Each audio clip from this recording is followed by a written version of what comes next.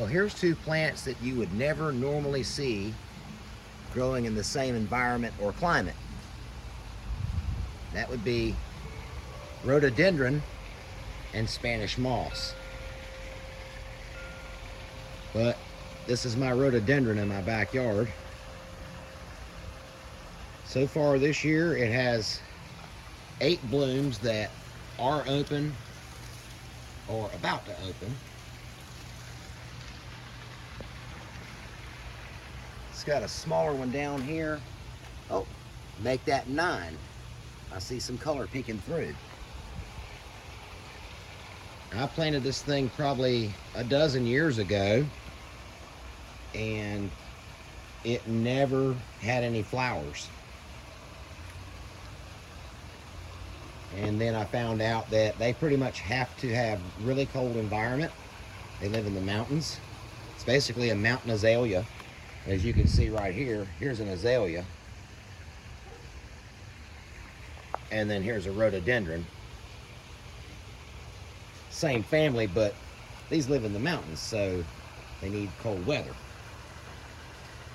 Well, 2 winters ago, we had some fairly cold weather. And then that spring, I noticed that there were a couple of buds like that on it. And so that year, spring of 2022, I had 2 total blooms on this plant, which that was a nice surprise, because somebody told me that unless they have enough cold during the winter time, they won't bloom. So 2 that year. And then last spring, I had 17 on it. Now this year, like I said, I've got 9 on it. And for the first time in a dozen years, my smaller rhododendron has 2 that are about to open on it, and possibly a 3rd one there. Now, what I've done the last couple of winters, though, is because they have to have cold and they're used to being in the mountains where it's snow and ice all the time, what I do is I kind of trick it into thinking that it's in the mountains in really cold weather, and I pour ice or put frozen water bottles around the base of the trees during nights that it's going to be cold, like below 40. And that seems to work. It's doing really well.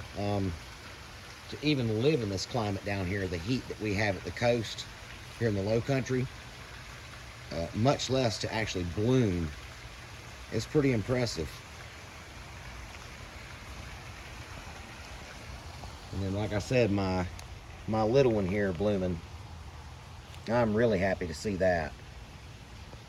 It's a pretty awesome plant.